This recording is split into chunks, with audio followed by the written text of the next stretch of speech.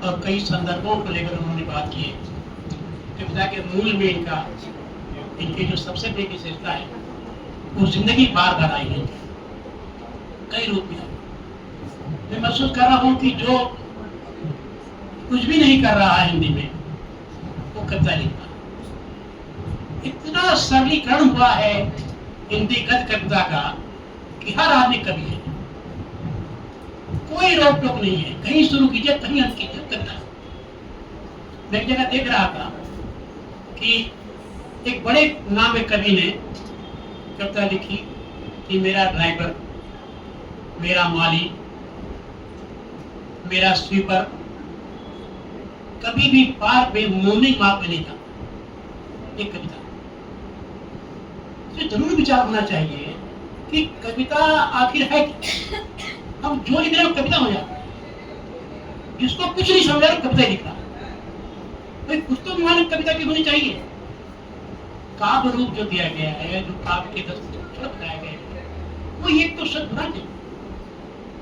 अब इस नदी की वो पहला काव्य संग्रह इसको मैं लिखना चाह रहा हूँ, लेकिन इसमें जरूर बात होनी चाहिए कि आखिर कविता है। इसमें पहली बात तो ये कि रजनी की जो ये कविता संग्रह है बहुत साफ सुथरी और प्रूफ की गलतियां नहीं है। पता है हिंदी में बहुत सारी गड़बड़ी हो जाती है, प्रूफ नहीं ठीक होता है, लाइन हो जाती है, लेकिन इसमें बहुत से ढंग से छपा है, बहुत ही सुंदर ढंग से इसका कवर बना है और मुझ तो बहुत आकर्षक है।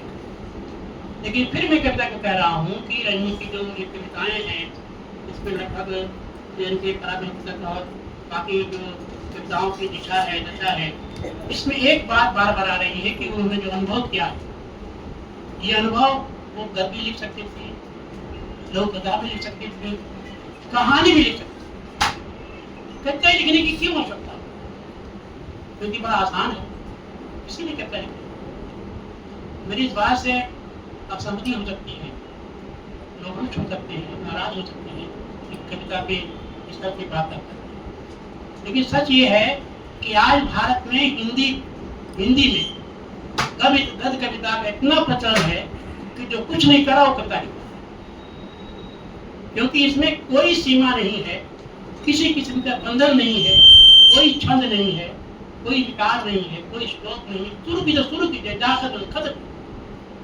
निराला ने छंद मुक्त कविता की बात कही थी और जात क्या था, लेकिन निराला ने ये नहीं कहा था कि शुद्ध गद्य लिखना। कहाँ जाओ निराला की वो पंक्ति पत्र देखी छंद मुक्त कविता, लेकिन प्रभाव लाए। आपने हिंदी कविता को लयहीन करके आप कविता का बहुत बड़ा नुकसान कर रहे हैं। और ये शुरुआत कहाँ से हुई है? विदेशी कविताओं का अनुवाद शुरू गद्य रूप से। वही गद्य रूप जो है आगे चलकर कविता शुरू, क्योंकि कविता लिखने के लिए, गीत लिखने के लिए आपके पास एक मीटर है, गजल लिखने के लिए है। हिंदी के जो बड़े कवि हुए हैं उन्होंने अपनी धारा को, वो गद्य लिख रहे हो लेकिन उसमें प्रवाह रिदम है। ये बात उर्दू वालों ने शुरू की छंदहीनता। उपवार को देख लीजिए, फाइल को देख लीजिए, साहित्य को देख लीजिए, उनके यहाँ रिदम है, छंद नहीं है, लय नहीं है, लेकिन रिदम।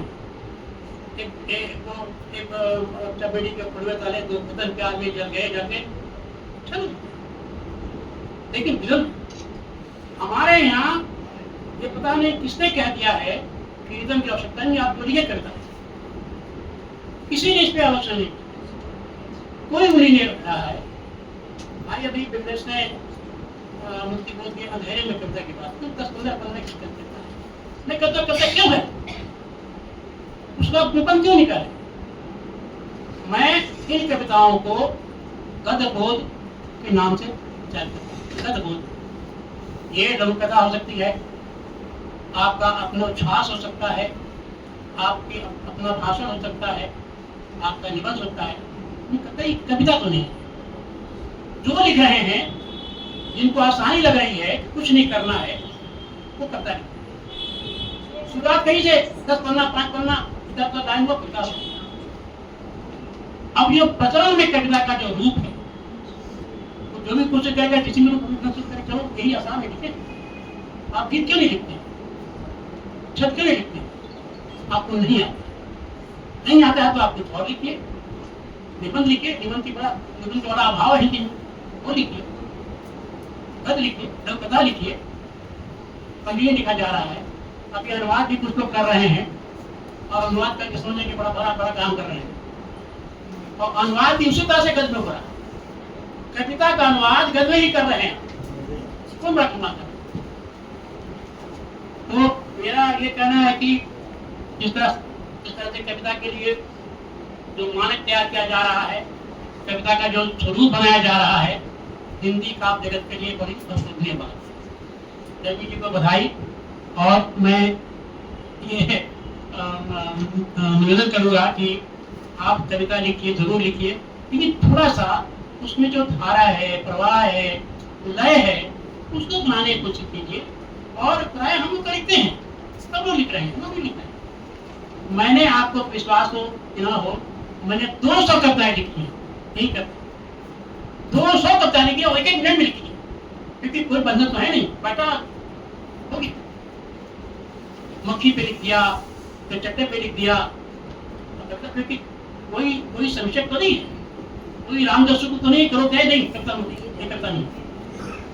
इस अराजकता को रोकने की कोशिश होनी चाहिए। बहुत ही दुर्दशा हो रही हिंदी कविता में। हमारे बीच सैलन जी हैं, हो सकता है लग रहा हो, और भी सारे मित्र हमारे हैं जो कविताएं लिख रहे हैं और शुद्ध गद्य लिख रहे हैं, शुद्ध गद्य लिख रहे हैं। थोड़ा सा तो लय हो, बस तो लचक को ये नहीं हो रहा, और नहीं हो रहा तो हिंदी का नुकसान है। धन्यवाद।